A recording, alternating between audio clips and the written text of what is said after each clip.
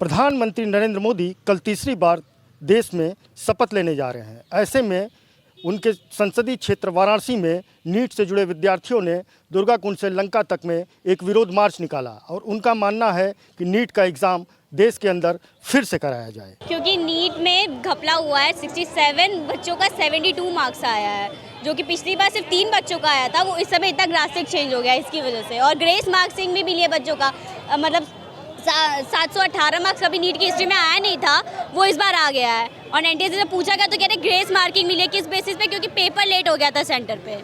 तो अब इनको कैसे पता कि किन किन सेंटर पे पेपर लेट हुआ है? अगर पता भी चल गया तो सारे बच्चों को मिलना चाहिए ना, क्योंकि सारे बच्चे उस सेंटर पे प्रेजेंट थे, लेकिन कुछ ही बच्चों को ग्रेस मार्क्सिंग मिली है। हर साल जहां 4 और 5 बच्चों का 720 ऐसा था, वहां इस बार 67 बच्चों का 720 में से 720 कैसे आ गया? हमको जवाब चाहिए, कैसे आया? एक सेंटर से 6 बच्चों का 720 में 720 कैसे आया? हमको जवाब चाहिए। क्या ग्रेस मार्क्स से बच्चों का भविष्य और इस भारत के डॉक्टर होने वाले डॉक्टर का भविष्य डिसाइड करेगा? क्या ग्रेस मार्क्स पे आप डॉक्टर बनाएंगे किसी को? क्या ग्रेस मार्क्स आप इस देश के आगे बनने वाले डॉक्टर बनाएंगे आप? ग्रेस मार्क्स पे, सिर्फ ग्रेस मार्क्स पे? तो बच्चों की काबिलियत किस दिन काम आएगी? हमारी मांग यही है कि अभी जो इतना मार्क्स 18 आया हुआ है, ये कैसे हुआ? आज तक कभी मतलब नहीं हुआ था। इसको 720 मतलब आता था, इसको पहले सही करें। वापस से हम लोग का रिटेस्ट कराया गया। एनटीए चीटिंग कर रहा है। एक साथ 7 सेंटर पे एक साथ बच्चे नहीं आ सकते। बिल्कुल ये नहीं होना चाहिए। हम लोग इसी के प्रोटेस्ट में भी खड़े हैं। बिल्कुल नहीं होना चाहिए। बच्चों की काबिलियत पे ही सारी चीज़ें निर्भर करनी चाहिए।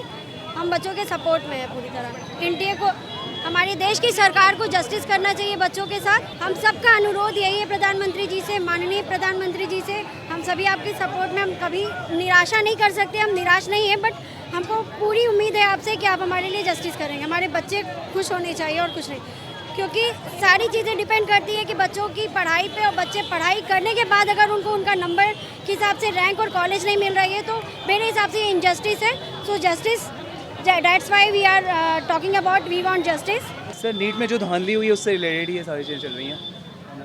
क्योंकि इस बार इन्होंने जो एक्स्ट्रा बेस मार्क्स दिया हुआ है उसका कोई सेंस ही नहीं है, उससे रिलेटेड चल रहा है सर।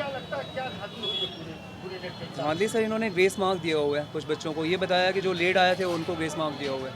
ऐसा कभी नहीं हो। पेपर लीक है सर, है ना? बिहार से, राजस्थान से, डिफरेंट स्टेट से आ रहा है कि पेपर लीक है। 720 वाला बच्चा है, जितने भी हैं उनको सबको एम्स नहीं मिलेगा, और वो 720 वाला अब दोबारा ऐसा क्या करें कि उसको एम्स दिल्ली मिले? बच्चा दिन रात मेहनत कर रहा है, 720 ला रहा है, उसके अलावा क्या करे? या आपने जो भी बेस्ट दे रहा है ना? ये बच्चा है, इसका 695 पे अभी इसको BHU मिल रहा होता, अभी इसकी रैंक कहाँ गई है? इस पर इसको BHU मिलेगा अभी? ये इस बार नीट में बहुत ज़्यादा ही धांधली हुई है। रैंकिंग और स्कोर्स को लेकर बहुत ज़्यादा उठापटक हुआ है और सब कुछ स्टूडेंट्स के अगेंस्ट ही जा रहा है, क्योंकि एनटीए लगातार स्टूडेंट्स की आवाज़ों को दबा रहा है और हमें चुप करवा रहा है अपने झूठे रीजंस देकर।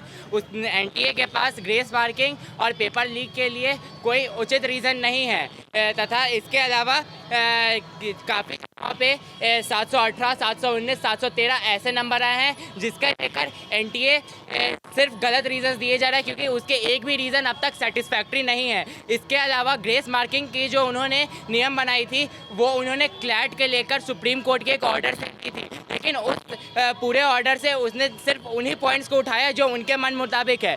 सुप्रीम कोर्ट ने ये बातें भी कही थी कि जितने लोगों को ग्रेस मार्क्स देना है उतनी एडिशनल सीट्स प्रोवाइड करनी है। एनटीए ने ये नहीं किया। सुप्रीम कोर्ट ने कहा था कि ये जो भी वो कर रहे ग्रेस मार्क्स का रूल बना रहे हैं वो सिर्फ ऑनलाइन एग्जाम्स जैसे क्लैट पर पेश होगा, जहाँ कंप्यूटर के पास पूरा रिकॉर्ड होता है कि कितने सेकंड्स का लॉस हुआ।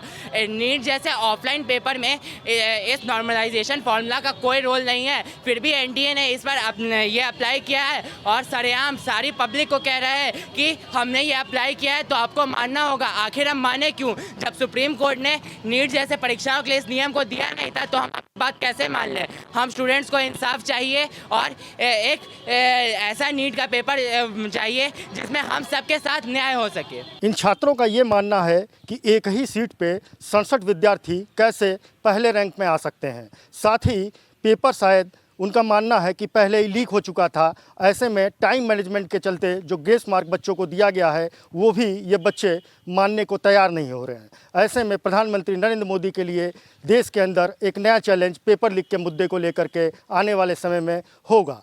प्रभा साक्षी के लिए वाराणसी से अमित मुखर्जी। अगर आप भी लेना चाहते हैं देश दुनिया की तमाम जानकारी तो आज ही सब्सक्राइब करें हमारे चैनल को। साथ ही नीचे दिए बेल आइकन को जरूर दबाएं ताकि हर अपडेट आप तक पहुंच सके।